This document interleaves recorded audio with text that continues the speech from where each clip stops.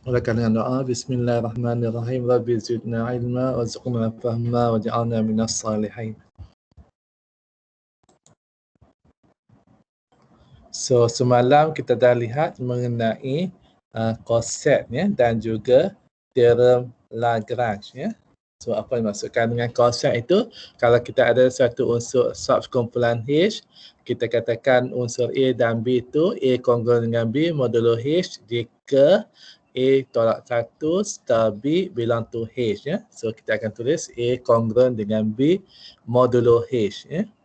Dan kemudian kita dah tunjukkan yang kongruen itu merupakan hubungan kesetaraan dan kelas kesetaraannya berbentuk A star H. Yang itulah yang kita namakan sebagai konsep kiri A terhadap H. Ya. Unsur A akan berada dalam konsep kiri A star H dan unsur B akan berada dalam konsep kiri A star H jika dan hanya jika A kuasa tolak 1 star B berada dalam H. Ya. Itu dimaksudkan dengan konsep kiri yang kita lihat pada hari Khamis minggu lepas. Ya. Dan semalam hari Rabu kita telah menggunakan konsep kiri ini terhadap teorem Lagrange. Ya. So teorem Lagrange mengatakan bahawa peringkat bagi G membahagikan peringkat H ya, bagi subkumpulan H, ataupun peringkat G itu sama dengan indeks H dalam G didarabkan dengan H ya.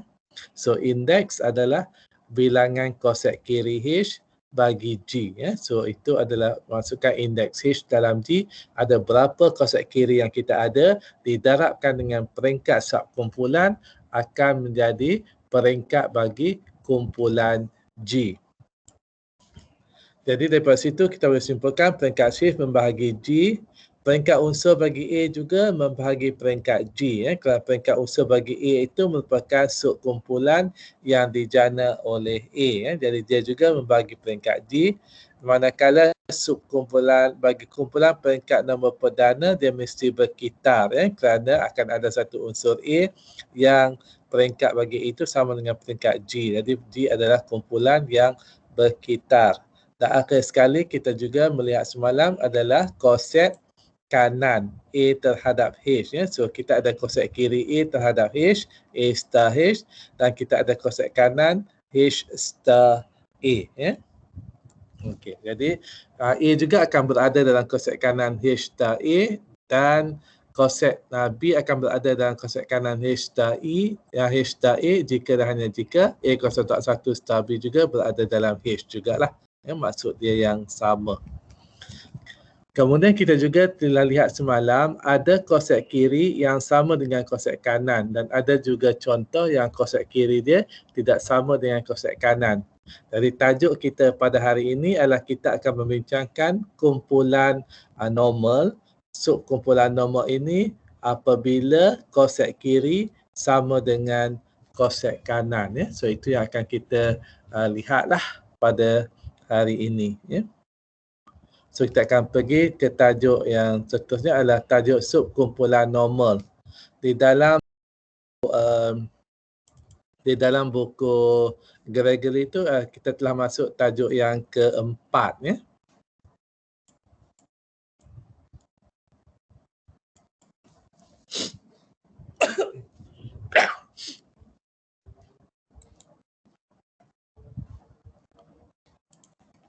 Okey, katakan kita ada satu kumpulan G dan kita ada N subkumpulan bagi G.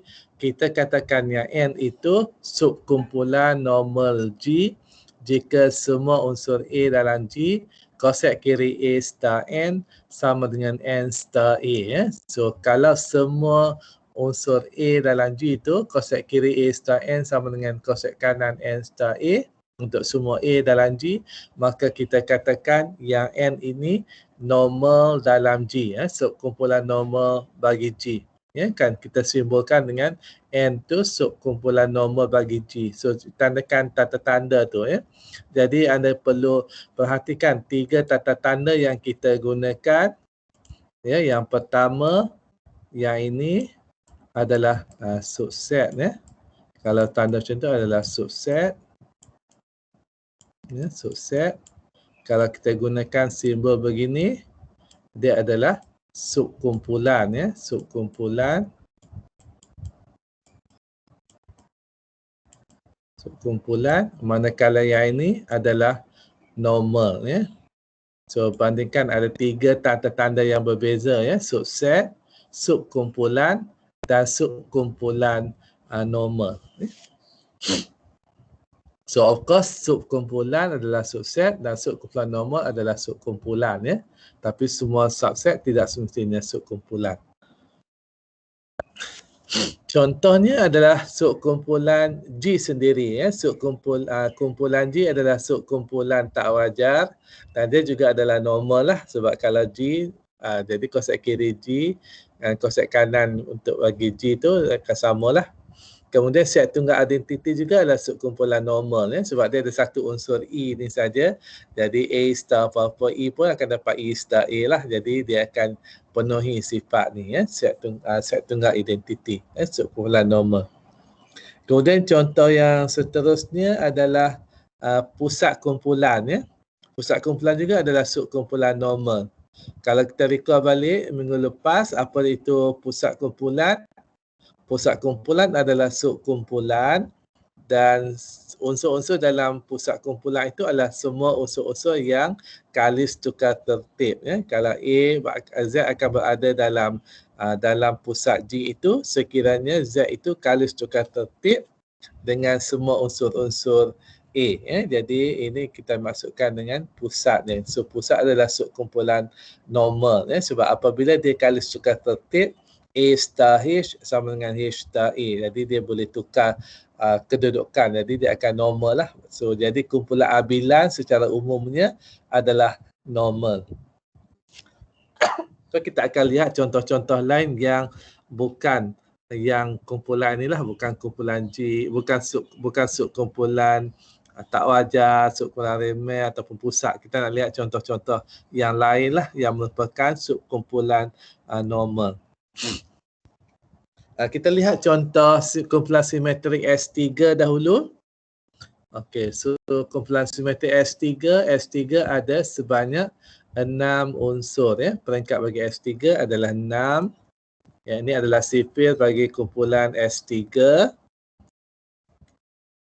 Dan kita ada teorem Lagrange semalam, peringkat bagi subkumpulan membahagi peringkat kumpulan ya. Jadi peringkat bagi S3 adalah 6. Jadi kemungkinan subkumpulan, peringkat subkumpulan bagi S3 adalah 1, 2, 3 ataupun 6 lah ya. Nombor-nombor yang membahagi 6. Peringkat 1 adalah subkumpulan remeh ya, ronok ya. Dan peringkat 6 adalah subkumpulan tak wajar lah, S3. Dan kita telah tunjukkan yang subkumpulan remeh iaitu subkumpulan set tunggal identiti dan juga kumpulan G sendiri, subkumpulan tak wajar merupakan subkumpulan normal daripada contoh 8.1 kita dah ada. Kemudian kita lihat dahulu yang subkumpulan peringkat 3. Maksudnya subkumpulan tersebut mempunyai 3 unsur. Ya. Jadi subkumpulan peringkat 3 adalah row 0, row 1 dengan row 2. Ya.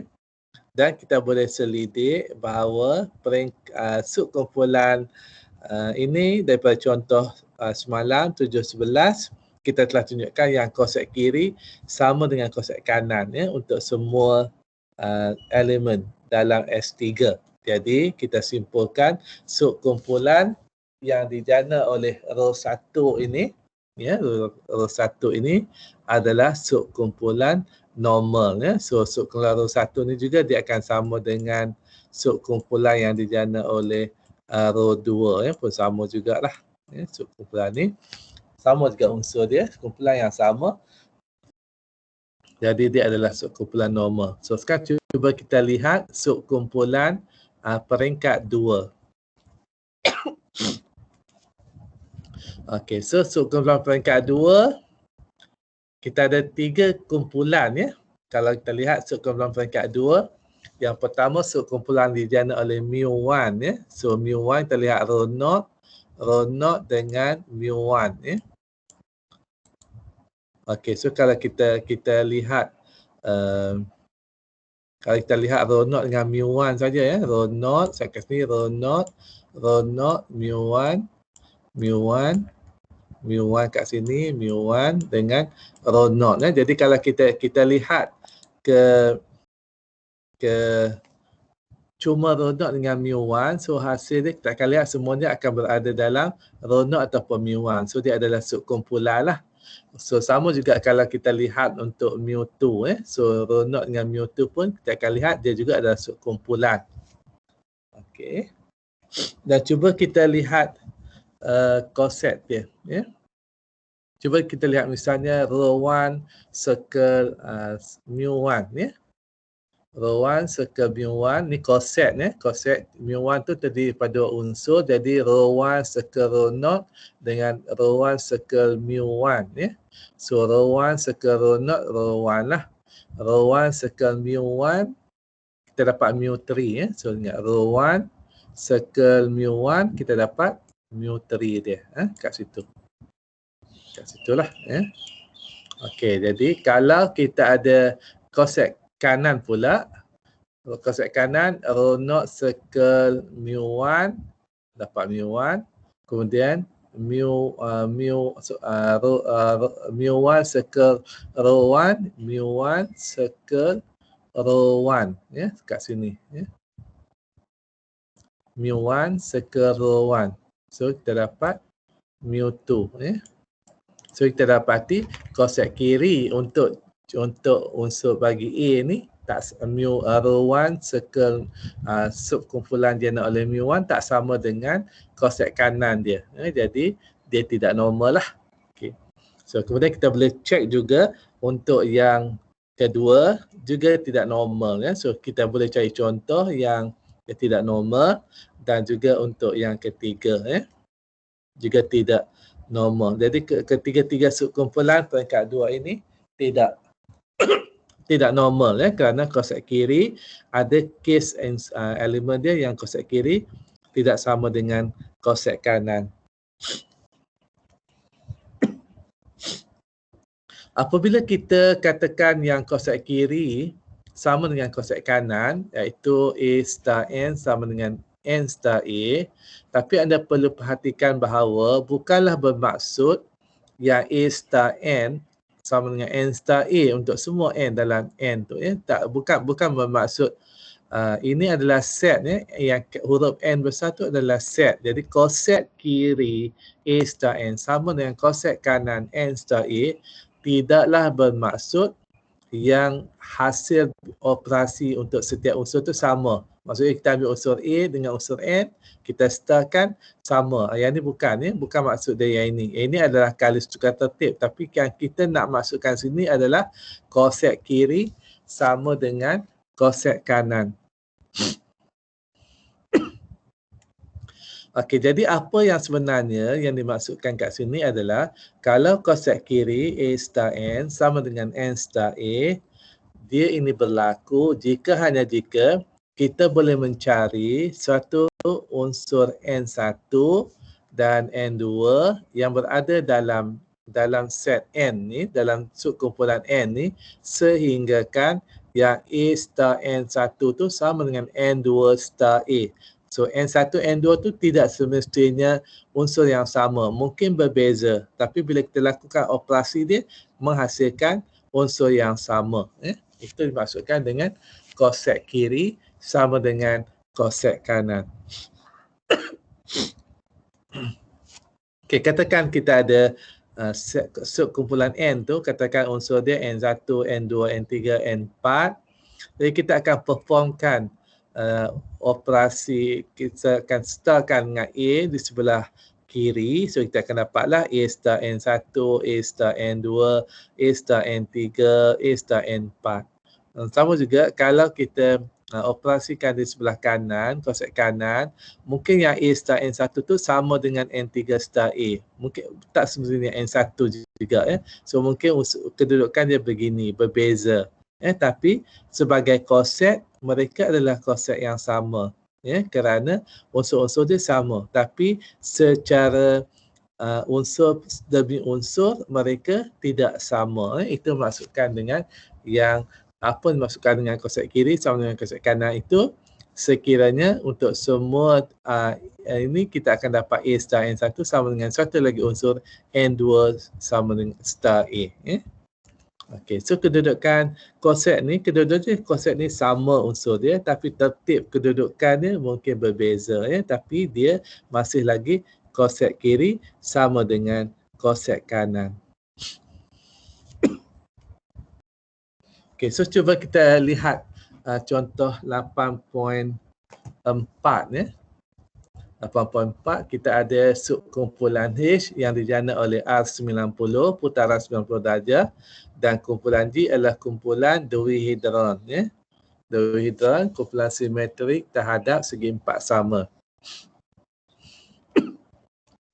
So ini adalah kumpulan dihedron D8 dan H adalah kumpulan yang dijana oleh R90 dan kita tahu dan kita lihat contoh yang R90 subkumpulan yang dijana oleh R90 adalah R0, R90, R180 dan R270 ya. Okey, kalau kita perhatikan F1 circle R90 ya. Ini adalah konsep kiri F1 circle subkumpulan H tu. Jadi maksud dia F1 circle R0, F1 circle R90, F1 circle R180, F1 circle 270. Maksud dia kita akan lihat kat sini lah. F1 circle R0, F1 circle R90, F1 circle R180 dan F1 circle 270. Jadi maksud yang inilah kita lihat kat sini ya. F1, F4, F2, F3 ya. Okey, kat situ. Manakala konsep kanan R90 circle F1, yang kat sinilah kita lihat ya. So semua unsur ni kita akan circlekan dengan F1. Jadi R0 circle F1, R90 circle F1, R180 circle F1 dan R270 circle F1. Jadi maksudnya kita lihat empat unsur ni kan kita circle dengan F1 ni. Jadi kita akan lihat lajur yang purple ni lah. Yang konsep kiri kita lihat lajur baris yang hijau ni ya. Jadi kita dapati F1 circle R90, F1 circle R90, F1 circle R90 dapat F4 ni kat situ. Ni kat sini ya, F4 dapat. Okey, manakala kalau kita lihat di sebelah kanan, kalau R90 circle F1, yang dapat F4 kalau konsep untuk konsep kanan adalah yang ini ya. R270 circle F1 ni dapat F4 ni. Yang ni. Okey. Jadi ini masukkan dengan apabila konsep kiri ni sama dengan konsep kanan, tidak semestinya F1 circle R90 sama dengan R90 circle F1. Tapi ada unsur lain yang kat sini ya. Tapi dia akan menghasilkan unsur yang sama. Manakala yang itu adalah F1 circle R270 dan yang F3 yang di bawah konsep kanan ni adalah R90 circle F1 ya. Jadi ini masukkan dengan apabila dua konsep kiri sama dengan konsep kanan, tidak semestinya bagi unsur tu dia sama ya. Dia mungkin unsur yang berbeza. Jadi kita dapati kat sini walaupun konsep kiri F circle subkumpulan yang dijana oleh R90 tu sama dengan subkumpulan yang dijana oleh R90 circle F1, tapi kita lihat secara spesifik unsur demi unsur tu mereka berbeza ya. Ada unsur lain yang menghasilkan jadi konsep tu sama.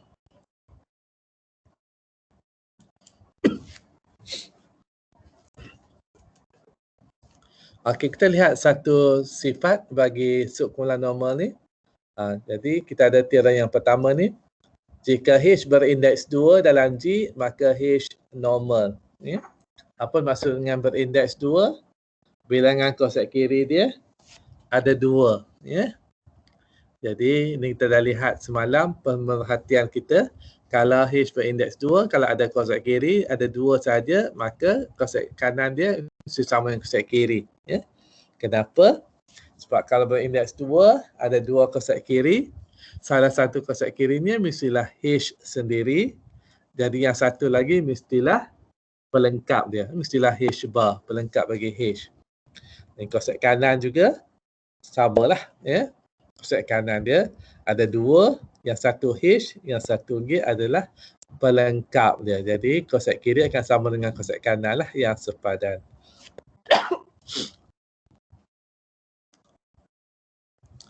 Kemudian satu lagi pemerhatian, jika N subkumpulan normal bagi G dan H adalah subkumpulan normal bagi N, tidak semestinya H subkumpulan normal bagi G. Ya? Jadi maksudnya subkumpulan normal ni dia tidak bersifat transitif. Kalau H ada subkumpulan normal bagi N subkumpulan normal bagi G, tidak semestinya H itu subkumpulan normal bagi G. So dia tidak bersifat transitif. Okay, so ini contoh.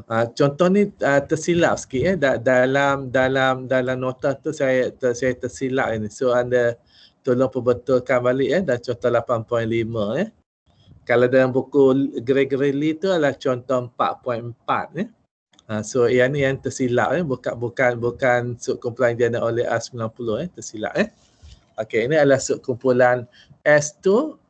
Unsur dia ada empat unsur, iaitu R0, R180, F1 dan F2. Ya.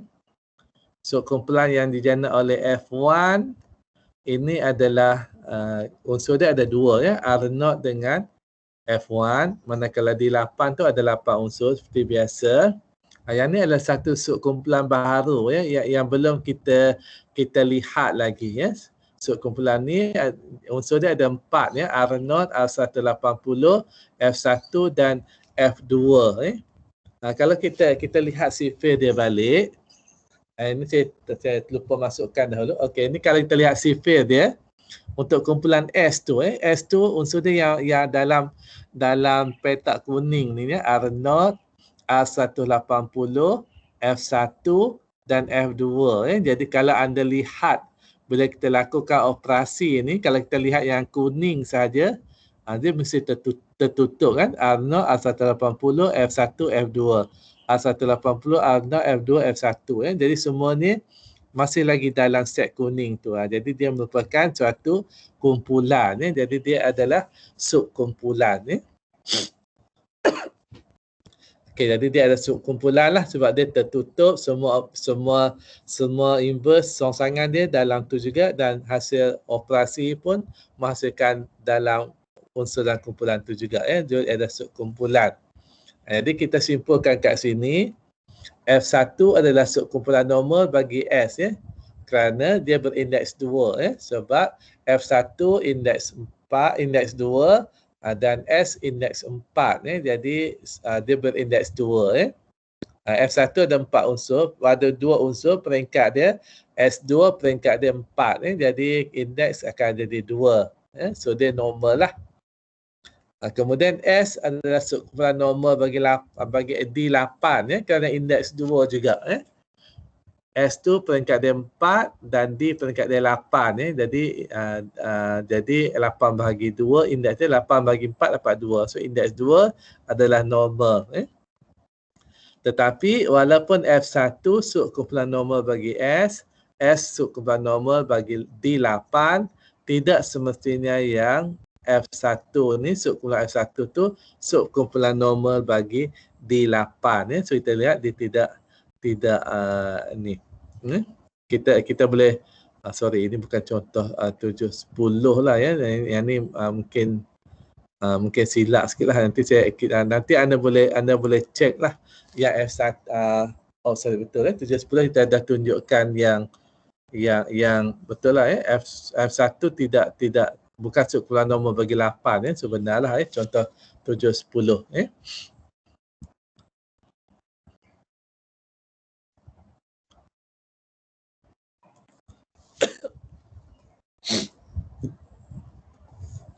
Okey, seterusnya kita takrifkan apa dimaksudkan dengan set A = 1 star H star A Ini konsep ni kita dah lihat sedikit sebanyak minggu lepas ya, iaitu yang kita namakan sebagai konjugat ya. So ini adalah set yang berbentuk konjugat ya.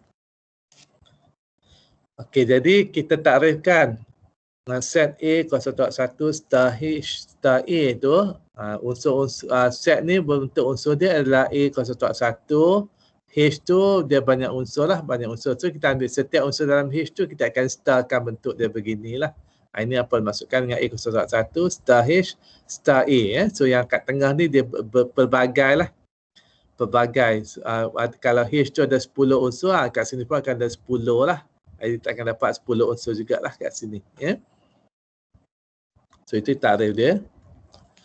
Contoh dia kita lihat misalnya katakan dalam kumpulan D8 tu kita nak lihat set konjugat R90 kumpulan yang dijana oleh F3 dan startkan dengan R90 ya.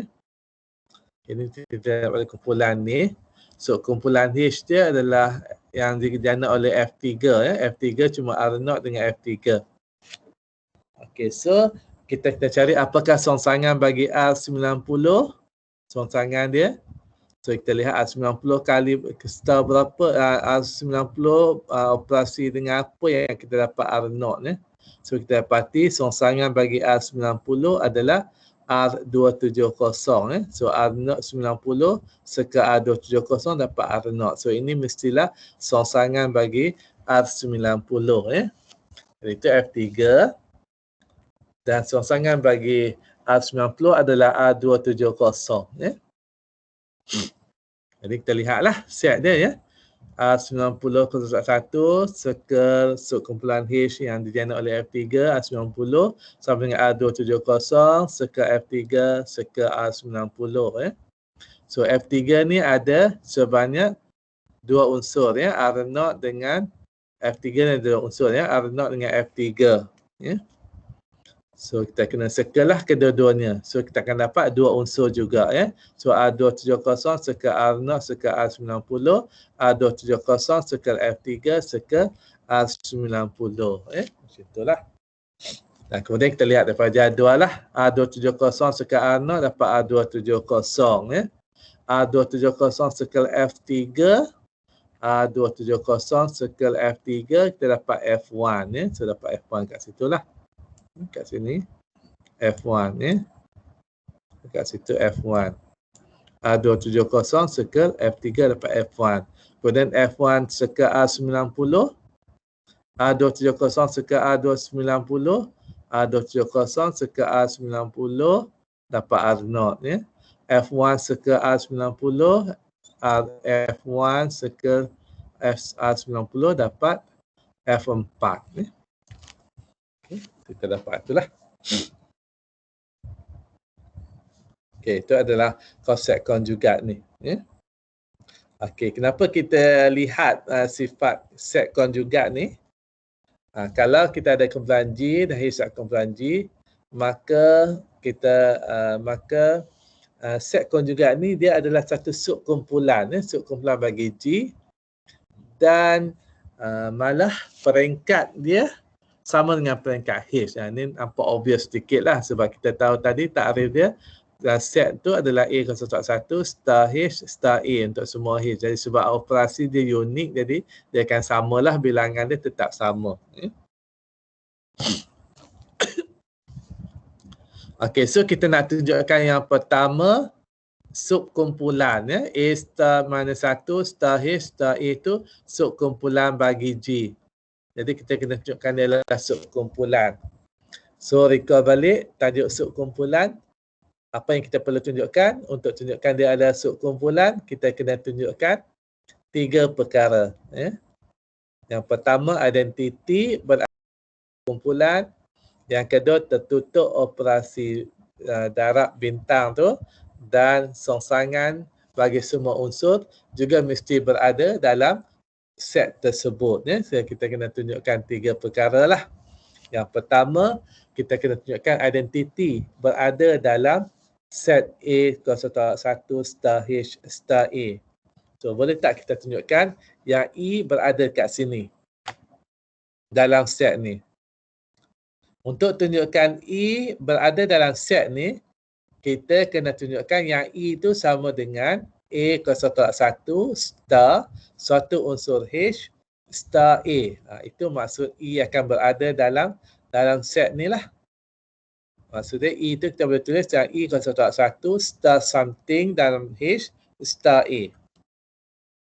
So apakah unsur H yang kita boleh pilih?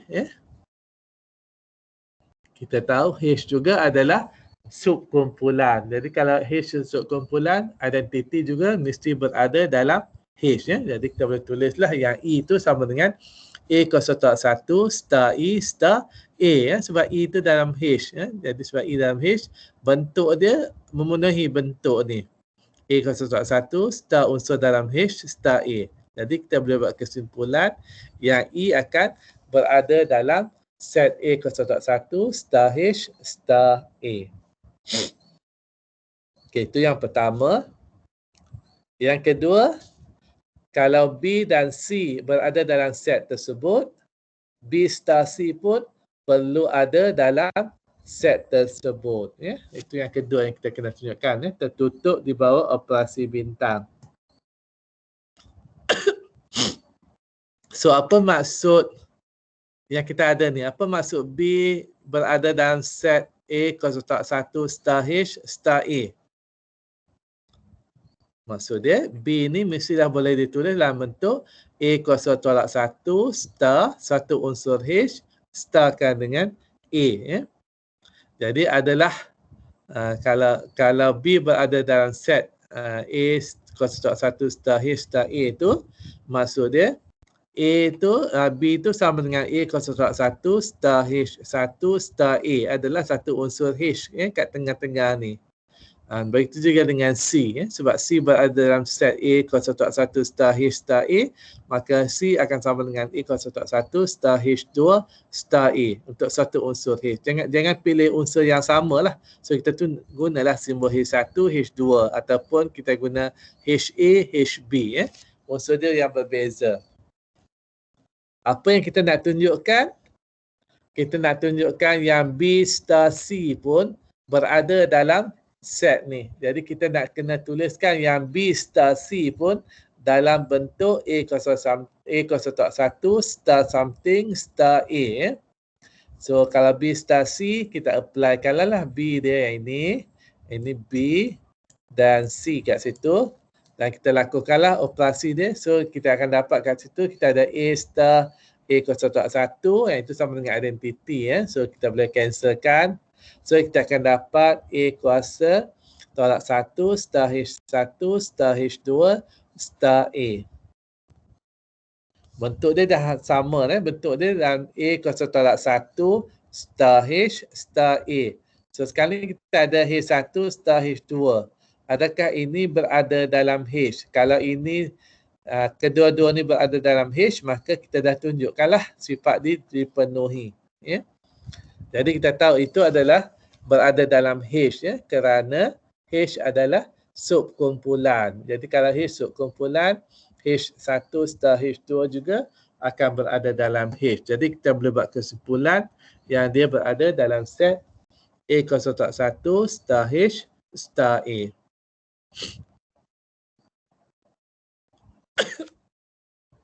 Dan terakhir sekali, kita nak tunjukkan songsangan dia juga berada dalam koset tersebut, koset konjugat tu. So ini yang dimaksudkan dengan B berada dalam set A0.1 star H star A. Dan kita nak tunjukkan songsangan dia. So kita lihat B lah, B0.1. Jadi B0.1 samalah dengan A0.1 star H star A. 0.1 lah. Ini B. Jadi 0.1 dia yang ini. Seterusnya apa yang kita boleh buat? Kita ada A0.1 star H star A 0.1. So kita kena guna sekarang ni apa maksudkan dengan 0.1 lah. So itu akan sama dengan A0.1 star H1 star A0.1 0.1 teorem 5.2.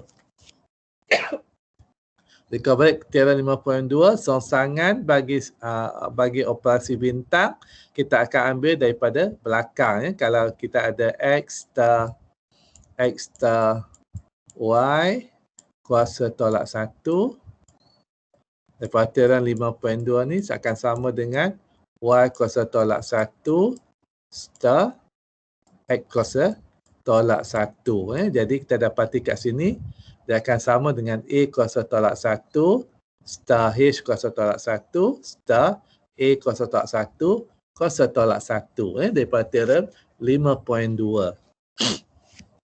Kemudian, apa lagi yang kita boleh lakukan? Yang ini ni adalah sama dengan A. A kuasa tolak 1 kuasa tolak 1 sama dengan A. Juga daripada teorem 5.2. So sekarang kita ada B kuasa tolak 1 sama dengan A kuasa tolak 1 star H kuasa tolak 1 star A. Dan kita tahu H kuasa tolak 1 ni juga berada dalam H. Ya. Kerana H kuasa tolak 1 ni berada dalam H. Ya. Sebab H tu adalah sekumpulan. So yang kat tengah ni dia berada dalam H lah. Ya. Kerana H tu sekumpulan. Jadi kita boleh tunjukkan yang dia berada dalam set A kuasa 1 star H star A. Ya. So kita dah buktikan yang songsangan dia juga berada dalam set konjugat ini. Okay. So kita dah tunjukkan dia adalah subkumpulan. Seterusnya kita nak tunjukkan yang peringkat dia sama. Peringkat bagi kumpulan konjugat itu sama dengan peringkat bagi H. Untuk tunjukkan sama ni, memadailah kita tunjukkan kalau kita ambil dua unsur yang kat sini kalau sama, maka dalam H pun mestilah unsur yang sama. Okay, jadi kalau kita katakan kalau A kuasa tolak 1 star H 1 star A sama dengan A kuasa tolak 1 star H 2 star A, kalau ni unsur ni sama, maka kat dalam ni pun mestilah unsur yang sama juga. Jadi maksud dia peringkat kedua-dua set ini adalah sama. Itu kita boleh melakukan pemasuhan kiri. Ya. Kita startkan dengan A sebelah kiri. Jadi kita akan cancelkan. Ya. Dan kemudian kita akan lakukan pemasuhan kanan. Juga teorem 5.3 kita boleh cancelkan. Maka kita akan dapat H1 sama dengan H2. Ya. Jadi kita dah tunjukkanlah peringkat dia sama kedua-duanya.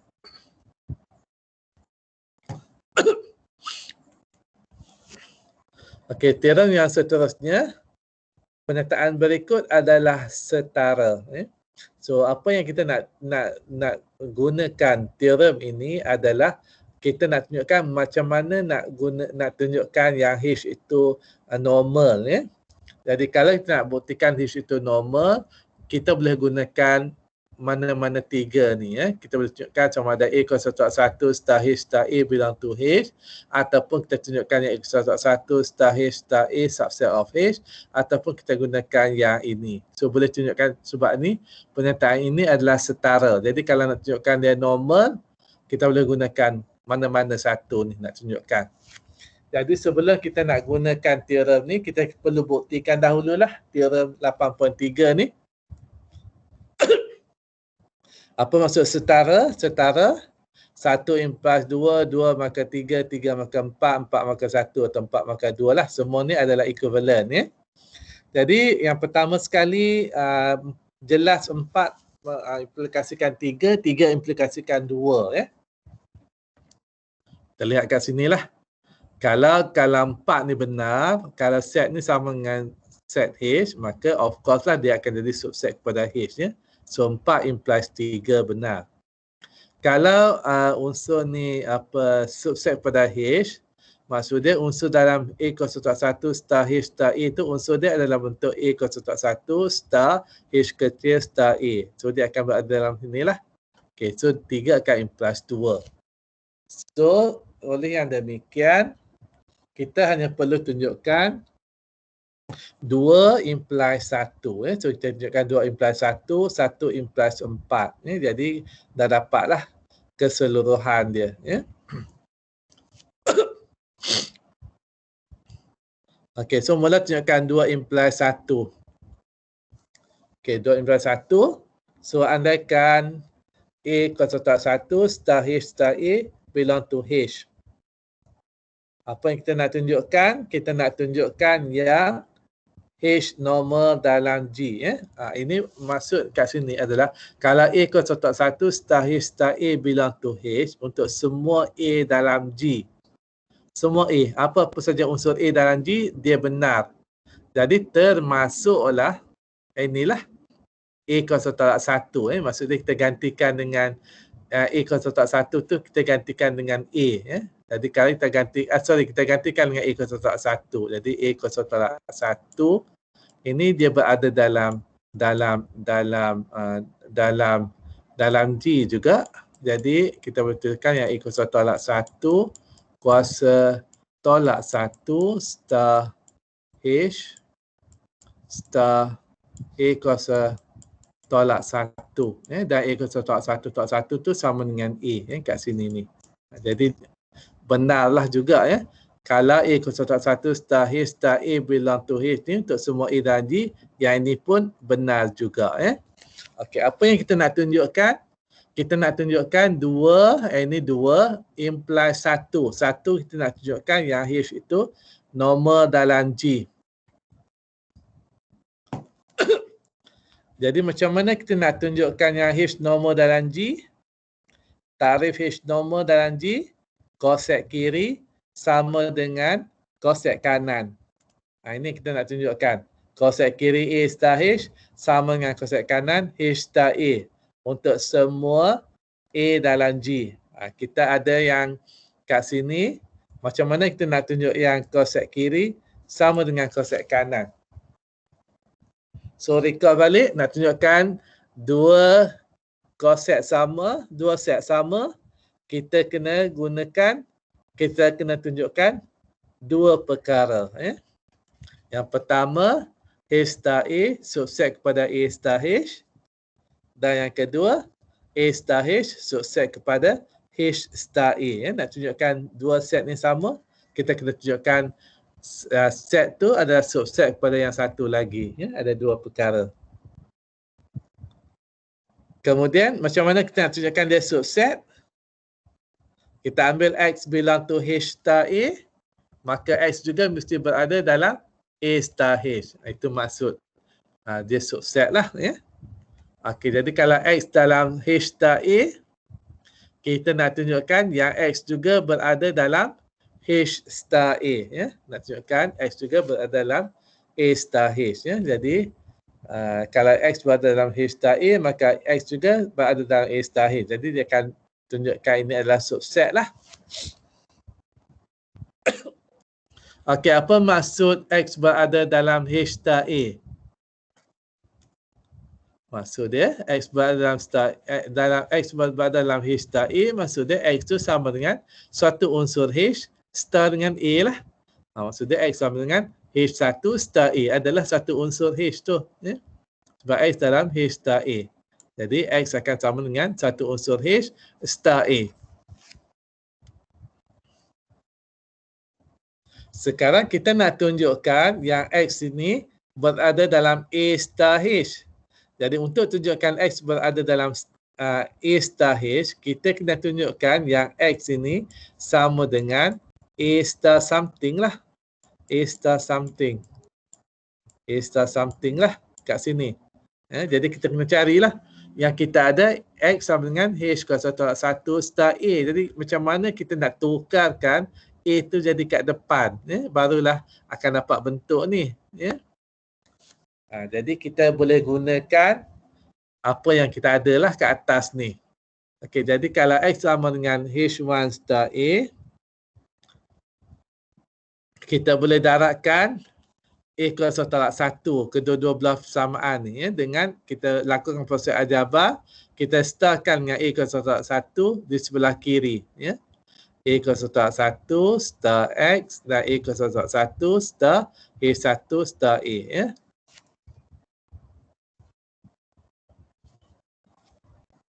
Kenapa kita startkan dengan ni? Sebab Kita akan boleh guna bentuk ni lah, A kosong tak 1 star H star A. Sekarang kita dah ada bentuk ni. A kosong tak 1 star H star A. Kat sini, kat atas tu kita ada. Okay, so kita boleh buat kesimpulan yang A kosong tak 1 star X berada dalam H. Daripada kat atas ni. Kat atas tu kita buat kesimpulan tu. Jadi apa maksud A kosong tak 1 star X belong to H? Maksud dia A kosong tak 1 star X tu mestilah sama dengan suatu unsur H. Jadi adalah suatu unsur H2 yang A kosong tak 1 star X sama dengan H. Dan apa maksud ni? Kalau ni kita boleh starkan dengan A sebelah kiri. Sebelah kiri kita starkan dengan A, maka kita dapat X sama dengan A star H2. Jadi dia dah tunjukkanlah dia berada dalam kosek kiri A star H. So kita dah buktikan ini yang pertama. So untuk yang kedua pun sama juga. Nak tunjukkan yang A star H subset kepada H star A, andaikan dahulu Y berada dalam A star H. Apa yang kita nak tunjukkan? Y berada dalam H star A. Okay. So sama juga kita akan buat apa maksud Y sama dengan A star H. Y akan sama dengan A star satu unsur H. H3 katakan. Y sama dengan A star H3. Nak tunjukkan Y sama dengan berada dalam H star A, kita kena tukarkan supaya ada H kat depan. Kat sini.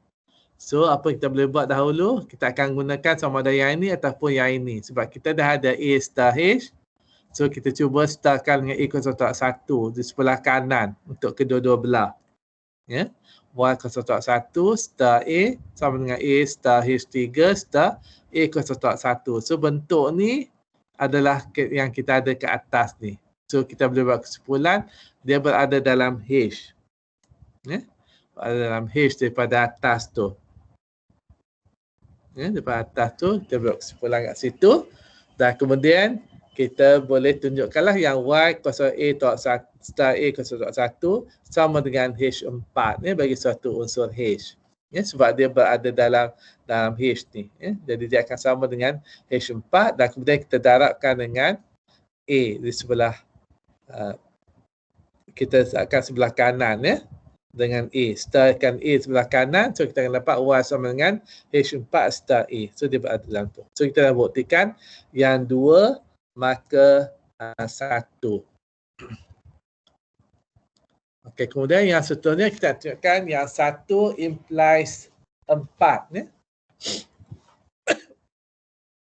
Apa dia 1 implies 4? Kita andaikan yang H normal dalam G. Maksud dia kosek kiri sama dengan kosek kanan. Apa yang kita nak tunjukkan? 4. Ini maksud apa maksud kosek kiri sama kosek kanan Maksud dia A star H1 sama dengan H star A untuk satu unsur H lah. Itu maksud kosek kiri sama kosek kanan.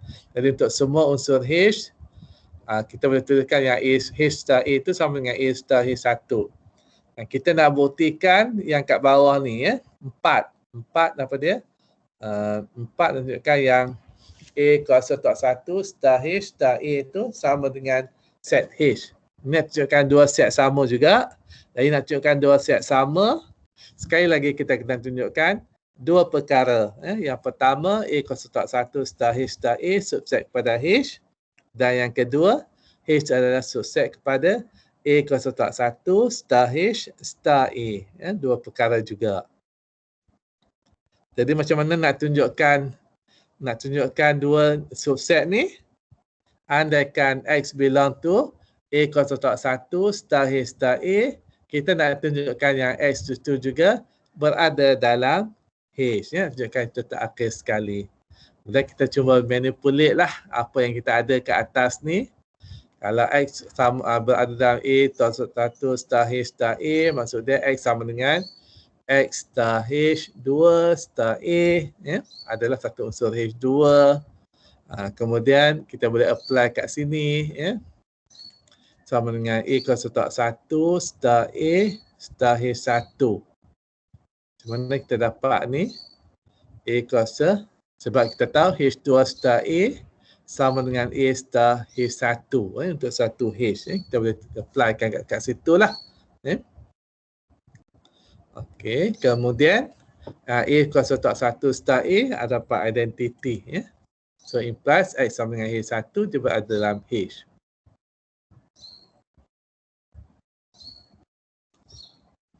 Okey, kemudian Y dalam H, kemudian tunjukkan yang Y berada dalam X kuasa tak 1 star H star A. Pun sama jugalah, ini maksud dia. Kita cuba manipulatekan apa maksud Y dalam H, dan jadi kalau Y dalam H, maksud dia kita dapat adalah H3 yang A star Y sama dengan H3 star A. Di pekat atas ni lah. Okey. Kemudian kita akan dapat Y sama dengan X1 star H3 star A. Sudah dapat bentuk dia. Okey, so sekarang kita dah ada teorem ni. Teorem ni kita gunakan untuk tunjukkan suatu subkumpulan itu normal. So untuk tunjukkan subkumpulan itu normal, kita boleh tunjukkan yang kosek kiri sama kosek kanan tu, ataupun kita tunjukkan yang A kuasa tak 1 star H star A sama dengan H. Okey, ni kita akan sambung pada minggu hadapan. So hari ini kita dah lihat apa yang dimaksudkan dengan kosek subkumpulan normal. Kita sambung ini minggu depan.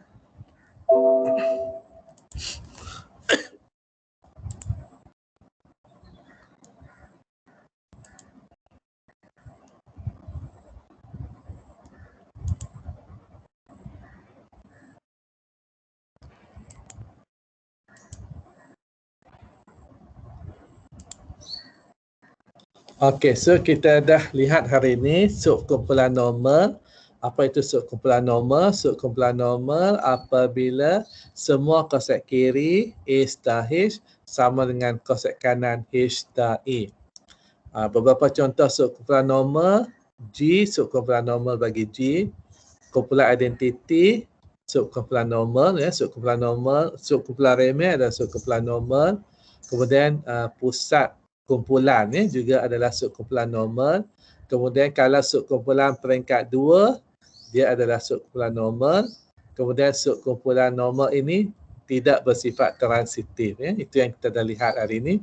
Tak akhir sekali kita dah buktikan teorem untuk kita kenal pasti suatu subkumpulan itu subkumpulan normal. So suatu kumpulan itu subkumpulan normal kalau A star H star A sama dengan H, ataupun A star H kecil star A belong to H. Itu yang kita boleh tunjukkan lah.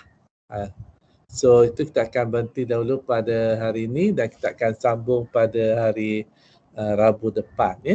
So ada apa-apa persoalan mengenai tajuk subkumpulan normal ni? Dalam buku Gregory Lee kita dah dalam tajuk 4.1. Kita dah masuk bab yang keempat lah untuk hari ini.